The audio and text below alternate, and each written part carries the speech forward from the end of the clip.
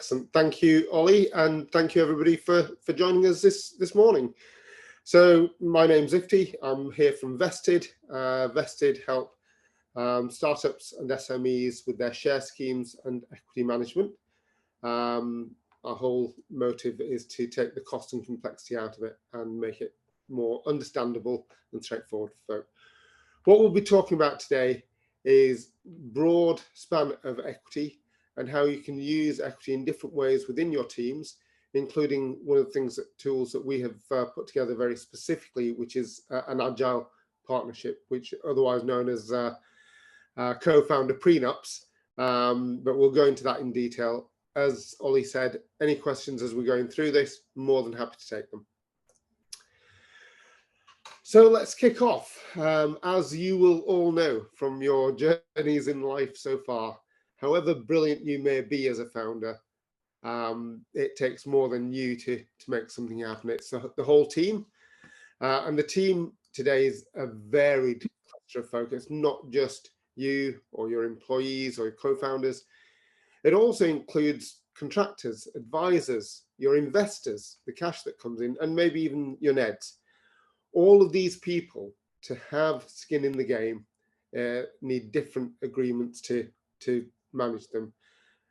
What happens as a result is that gets very complicated, but you need for all of them to be vested in the success of the business rather than purely transactional. Yeah, everybody needs the money, the cash for the daily bread, as it were, but they also need, and you need from them, that long-term commitment, which equity has a real power of bringing. It's known as the ownership effect, and it's about feeling emotionally, psychologically, a little bit different about an enterprise if you have a stake in it. And there's lots of research to back this up. Yeah, there's one particular by Professor Began called the mere ownership effect, which is about 40 odd years old, which if you want to read is worth picking up. So let's move on. We talked about having a range of different types of equity tools that are at your disposal. The two that we won't go into too much detail about, because I'm hoping that you'll have a fair idea, but if you do want to go into, please just ask. And they're the tools of shares, either ordinary or preference, based on cash investment. So ordinary shares will be the ones that you'll be using for yourself and your co-founders and investors typically, but they're going to give you cash. So there's no tax complexity around that I'm going to talk about in a second. And more serious VCs and angel investors will be looking for preference shares. They are shares where they have additional rights relative to the ordinary shares, which sometimes are represented in voting priority, or indeed priority to cash if there's a liquidation or an exit. In either case, people are paying cash for those, so there's no tax liability on receipt of those shares. Are there any questions? No. Good. Let's move on to the equity-related rewards associated with non-cash investment. Let's say your endeavor, your time, your contribution. So if you were to give a person who was giving a non-cash investment an ordinary share, then it's effectively you giving them money. So if the share is worth £1, the receipt of that share means that they have just had an income of £1. And depending on what they are as a taxpayer, whether it's a 40%, 45% taxpayer, in terms of their normal tax rate, that's what they'll have to pay on receipt of that share. And it's always a marginal rate. So if you're on the verge of going into a higher tax rate and this knocks you over, it's a higher rate that you'll be paying. So the tools that are used often for non-cash investment try and address that need for a tax payment up front and try to maximize the reward that the person's going to get without having to put money on the table on day one, as it were. So two main types of tools. One is known as an option. An option is very simply the right to buy a share at a pre-agreed price at some point in the future, based on some agreed delivery or commitments or vesting. There are different types of options, those that have tax wrappers on them, like EMIs and CSOPs. EMIs are brilliant for startups and smaller SMEs up to 250 employees, and then CSOPs, which are for those larger than that. Unapproved options, so CSOPs and EMIs are for employees only. Unapproved options are those that you might use for people who are not employed in the business, but as we'll show you in a second, a very, very different tax treatment. Another alternative is known as a growth share. A growth share is a share, a real share rather than an option. So any value accrued in that, the value of that share from the time of receiving it is taxed as income, as capital gains, and we'll go into the detail of that in a second. So options and growth shares are two types of rewards typically that you'll be using for non-cash investors. So given that we've got no real questions on ordinary shares or pref shares, because they're pretty straightforward, let's go into the options, because this is where some of the complexity comes. So as I mentioned, EMI is a very specific type of option. It's got a brilliant tax wrapper around it, and that tax wrapper means that firstly the shares can be issued at a price, they often maybe a slight discount to the current market price of that share, but then also any value accrued is only subject to 10% tax. Okay, so in the situation where, let's say today the shares are worth £1, and 3, 4, 5 years down the road, when the shares have grown and there's an opportunity to sell the shares, they're at £10, that the whole of that £9 growth is only subject to 10% tax, so 90p. So the person holding an EMI can walk away with £8.10. The other benefit, and it's a benefit to the company as well, is that the company can offset the whole of that £9 against corporation tax. So this is a brilliant scheme. It's effectively state aid. And it's available for early stage businesses, as I said, up to 250 employees. There are a few other rules around it. So the company has to be compliant, the employee has to be compliant, but we can help you with all the details around that if this is of interest to you. And it certainly should be for anybody who wants to get the most out of their team. Making them feel vested, as I mentioned earlier, is so critical to them feeling part of the business and bringing their best to the table. Also helps to retain them as well, as we'll explore a little later. So that's EMIs, that's the best of the government tax wrapped schemes. If we go to the other extreme of the option horizon, the unapproved or just ordinary options, that same journey of going from £1 today to £10 in the future, the gain being £9, that whole £9 will be subject to income tax at your marginal tax rate. So at 40%, that will mean that you only walk away with a £4.05, whereas if you're a higher rate taxpayer, it's going to go down to £3.60. So, my correction: the tax at a high rate taxpayer can go as far as £4.05. My apologies. So the net that you get is that £4.95. Okay. With unapproved options, there's no benefit for offsetting the corporation against corporation tax. So it's way less attractive to an EMI.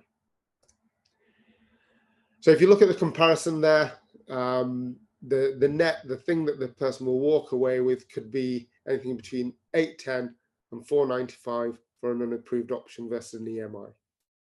We'll look at this comparison again in a moment when we look at growth shares. So growth shares, just while you've got it in your mind, a growth share is issued at a price based on the current share price, but there's a little hurdle. I'll explain that in a moment, such that anything above the hurdle is what the person will receive as a gain. So if the same journey the price of the shares today is £1. It goes up to £10. The value above the hurdle is only £8.80.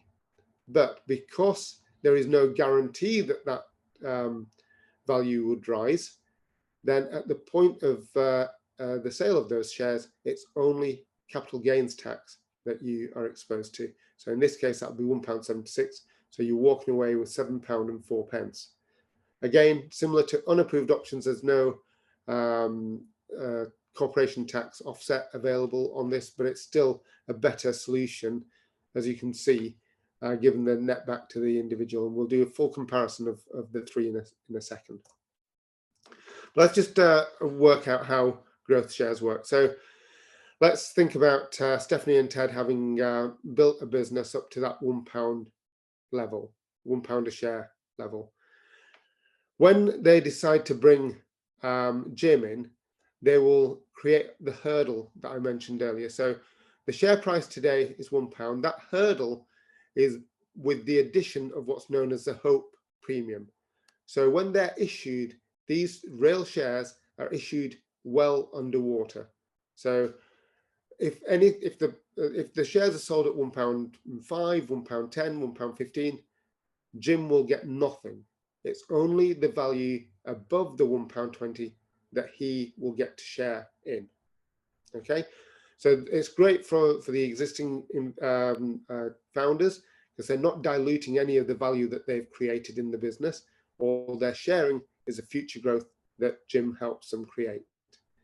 Similarly, you can do this again. Let's say in due course, Sarah comes along. The shares have already grown to, let's say, £12. There'll be a new hurdle created at that point, and at that point, the value above that hurdle is what Sarah will share in. She won't get any of the value that the founders created before, the founders and Jim created before Sarah turned up, or indeed what the founders had created before anybody else turned up. She gets her share of what she's helped to grow.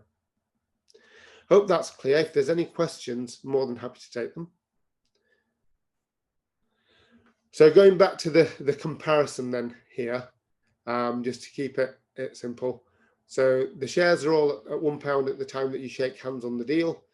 The growth in the shares was up to £1.10. And then here you can see for EMI, the person will walk away with £8.10.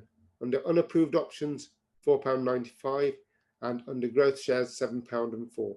So the point here is, although unapproved options are a little bit easier to set up and therefore cheap as chips from a setup perspective, growth shares are far more powerful, because you'll have to give, let's say, nearly half as many to the person to give them the same economic or net reward. Now, at vested, it doesn't matter which of these tools you use, it's all the same price. Indeed, as a startup, you can use all three and it will still cost you exactly the same price. Okay. Any questions? No. Okay. I think Andre. Can I ask a question, please? Please, yeah.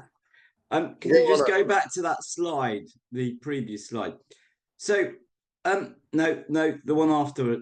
Yeah. So, what's the advantages to the investor of an unapproved share versus an EMI share? Because obviously, there's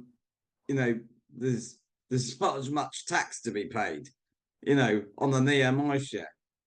So as an investor, and remember, these are EMIs are only for employees. So these sorry. I'll rephrase that. Sorry, to employees or non-investors who are not paying for any shares. Sorry, yeah, I'll rephrase that. Okay, so the benefit to for using EMI versus unapproved. Firstly, in most cases, you will be able to get EMI, and we will help you with that, because for getting EMI, firstly, you have to be compliant as a company. The employee has to be compliant as an individual based on their main role at the company, and they also have to be PAYE employees. Okay, so that's one thing. Then, as I say, we will do the valuation for you. We'll help you get the HMRC approval. So it's only for employees that are compliant and companies that are compliant that you'd end up with EMI. Otherwise, you'll use unapproved options. The other point on EMI is it has to be the top co. So if you are wanting to give shares in a subsidiary, you'll have to either give them shares in the top co, even though they're employed in a subsidiary, or you'll have to use another tool, either unapproved options or growth shares. Unapproved options have been typically used for advisors, NEDs, people who are not part of non PAY employees, but advisors, board advisors, you know. Okay. Absolutely, and you know, the big opportunity there is that that flex, you know, historically unapproved would be the most common route for that. But growth shares, you know, if you're wanting to say, look, you come with me, help us get to, you know, this £10 level, and you're going to get, you know, £10 million. Sorry, not £10 million, but X million pounds. I have to give you more unapproved options to get that. So I've got a higher dilution as a founder and indeed as any other shareholders if I'm giving you unapproved options to give you that economic net reward. Does that work for you, Andre? Got you. Ifty, quick question from me. Yeah. Have you heard any rumours, anything circulating in the marketplace about the future of EMI and how potentially they could be revised or managed going forward? So there's always going to be rumours because it is state aid. Okay, that's the first starting point. We have been involved in several rounds of discussions with HMRC because we've probably got one of the best data sets on EMI in the UK. And you know, from everything we hear, it is a tool. There may well be a change in name just from a brand perspective, but they understand. I mean, remember this was created by Gordon Brown, yeah, when he was Chancellor. And he believed in this whole notion of the ownership effect. He realized that if businesses have their teams vested in the success, on a portfolio basis, they will do better. Consequently, it's in our interest as a nation to support that behavior. Yep. So we incentivize the business as well as rewarding the individuals, because those companies will end up being more successful and end up giving us more tax as a net back. So this has been continued by several, well, by his own Labour government subsequent to while he was Chancellor, but then also by every Conservative government since, even though right the way through to Brexit, we had to get approval from the European Commission to even deploy this because it was state aid. And ever since the full Brexit, we've been able to, you know, solo this and decided consciously that this is one of the engines of growth. So there may well be changes, there may well be branding changes, but philosophically, what it does, why it works, I think everybody's been aligned to that since Gordon Brown initiated it. Ifty, can I just ask one more question, if I may? Your unapproved loans, is that for UK residents only, or can you have outside? You can unapproved options can be issued to anybody. Obviously, beyond the UK, they have to work with their tax advisor or accountant in terms of how they want to treat the reward that they get from it.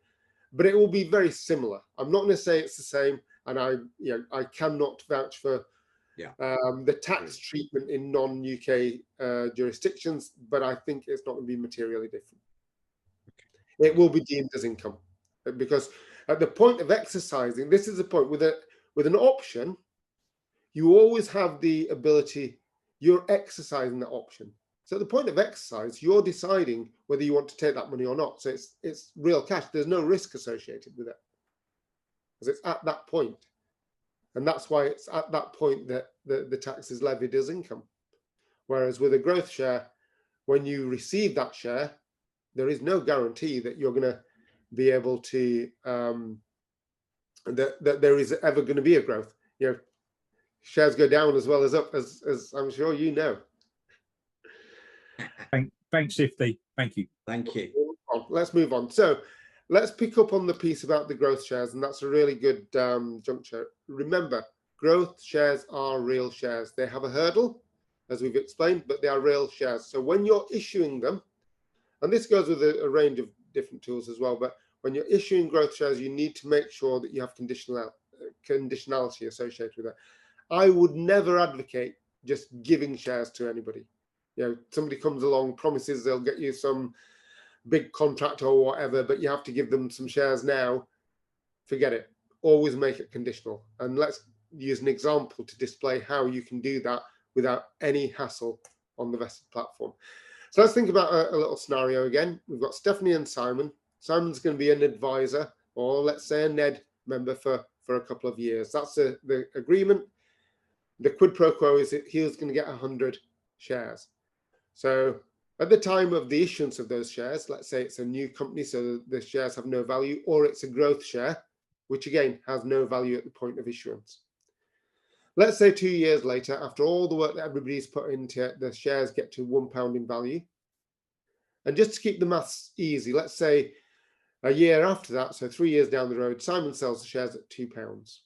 Okay, so we'll go through this story, how it can work. So one way for this story to work is like this. Stephanie issues the shares to Simon on day one at zero value, so zero tax liability for Simon on day one. He sells them 3 years down the line. Those shares are at £2 a share, so 100,000 shares at £2 a share, £200,000. Capital gains tax on that at the moment would be 40k. So Simon walks away with 160k. The risk here is that the shares have been issued. They're real shares. So pulling them back, if Simon decides to quit after 6 months or even after a year, it gets really complicated to pull those shares back. It's not impossible. You'll have shareholder agreements that allow that, but you'll no doubt go through a lot of headaches and a lot of additional legal costs to make this work.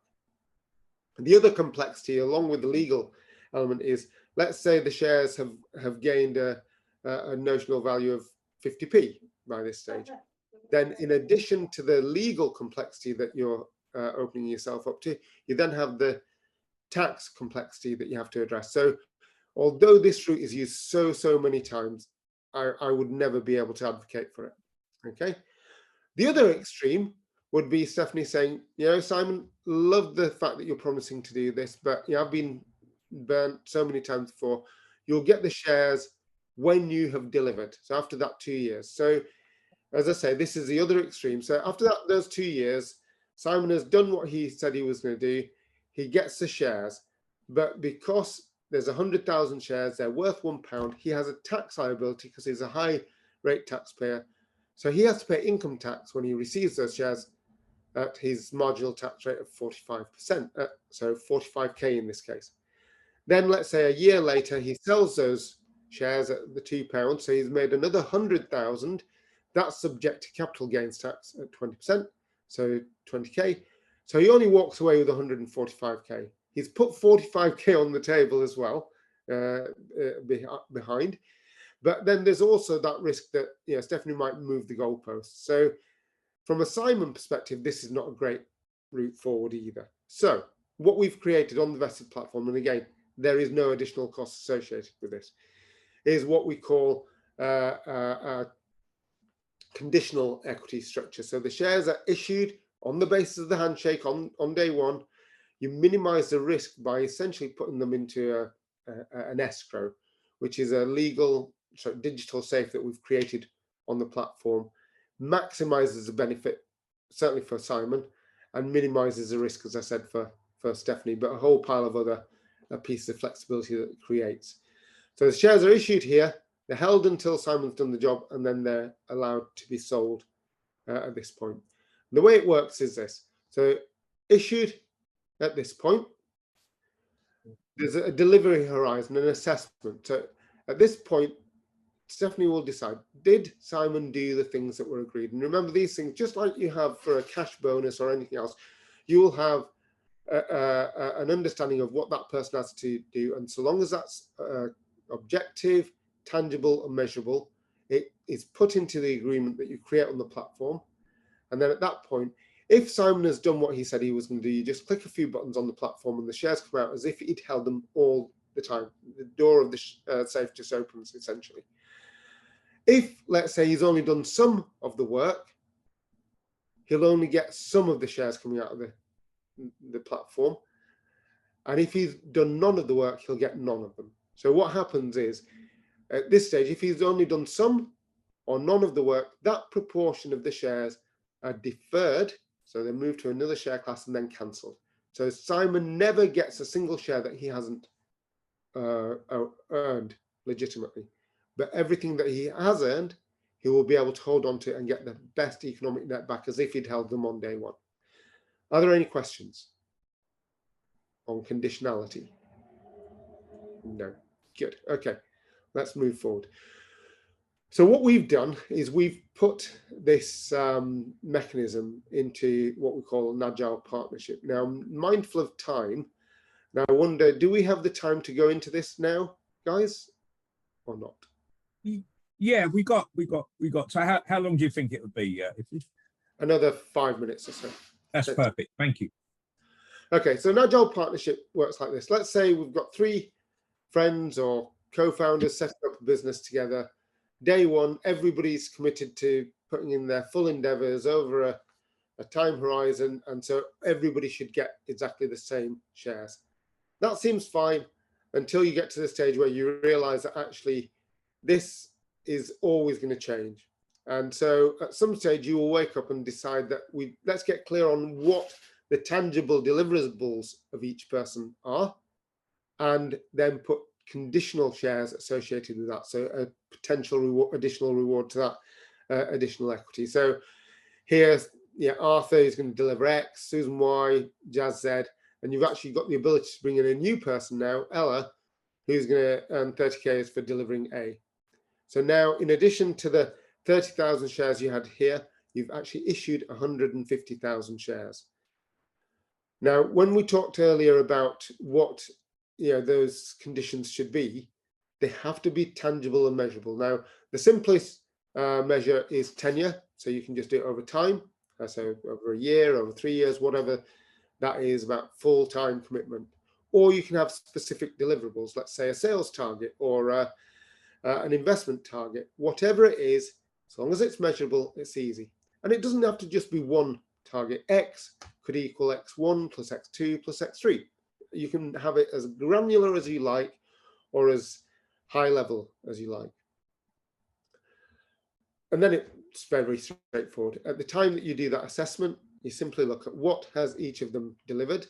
So if Arthur has delivered 95% of X, he holds on to 28,500 of those conditional shares. His net position then is 38,500, and he holds on, so he still holds a third of the business. But if we look at the other extreme, Jazz only did 25% of what they promised. They only hold on to 75%, 7,500 of those shares. The rest are deferred and then cancelled. So they will end up with just 15% of the business at the end of the day. So as you can see here, the total number of shares after we've cancelled the shares that were not truly earned is now 115,500. So the percentage ownership of the business is adjusted in a safe and sensible manner. Remember, if you had a situation where Jazz actually did only deliver this level of what was promised, at best, you'd have friction between the co-founders or indeed the business. At worst, you'd have a situation where the business breaks up because nobody's going to bust a gut for Jazz to just swan around and pick up a third of the business. So what an agile partnership does is creates the flexibility on an ongoing basis to have that adjustment based on what people actually deliver rather than what was promised when they shook hands on the deal. So that's an agile partnership.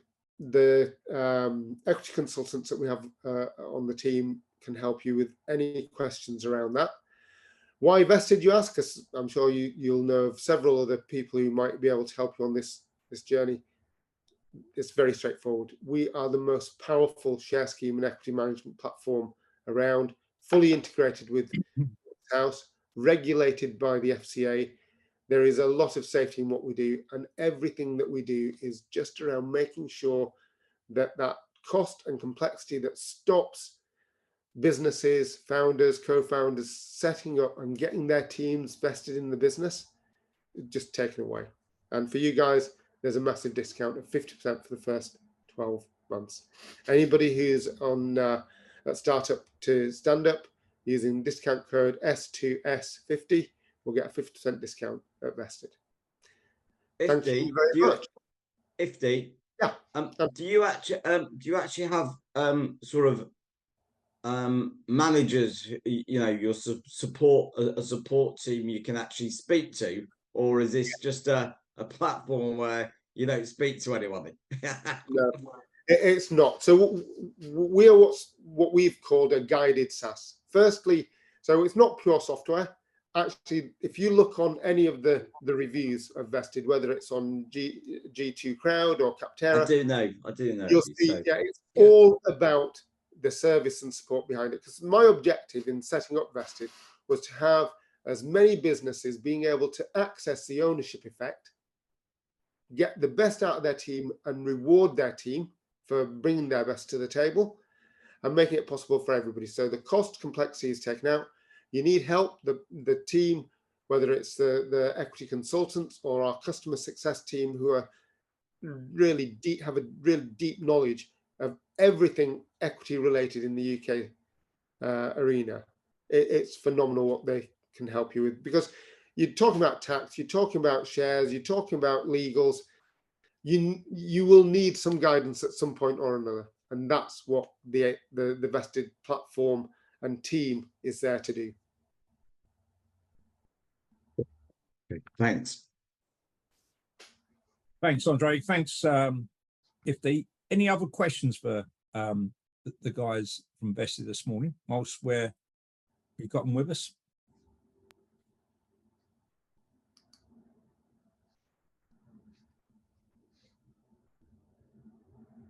Gary? Hi, Ifty. Really good presentation. Just one question around the employees and the growth in the different shares. I believe in the future what will happen is people will want to give shares to their customers or their members, or I'm building a driver app and I'd love to give shares to my drivers. What's the best way to do that?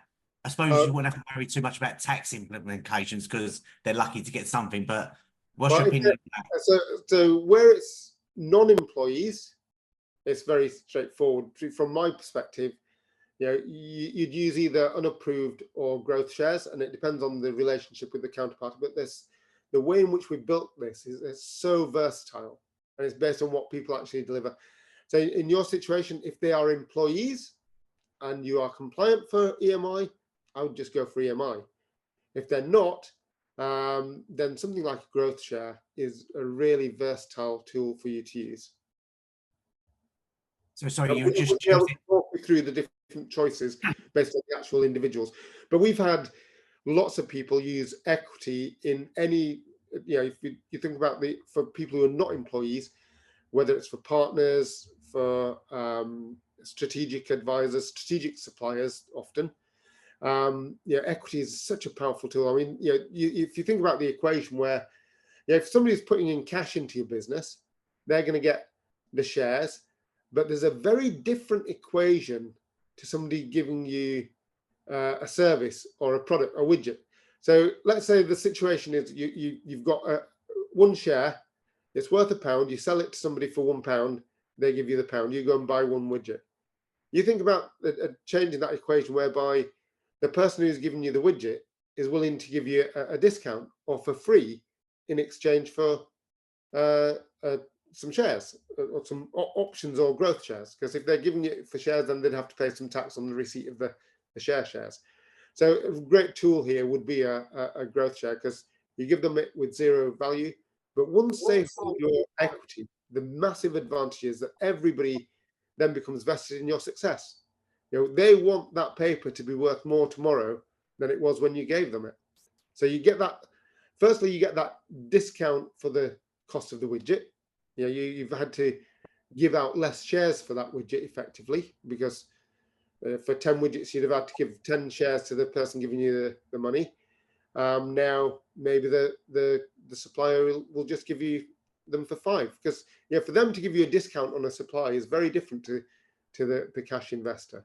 But now, firstly, you have to give out less shares, and now you've got a strategic supplier who's vested in your success. It's really powerful. Okay, thank you. So can I have one quick one as well? Is if you imagine there's 3 founders and you sit there and you go, okay, I want to put a 10% EMI scheme so that any employees going forward will benefit, which I totally agree with, yeah? Now, do you do that so do you all have 33% each and then do the EMI scheme afterwards? And so that's one question. And then the question would be, do investors who invested frown upon EMI schemes because they're obviously getting diluted as well? Right.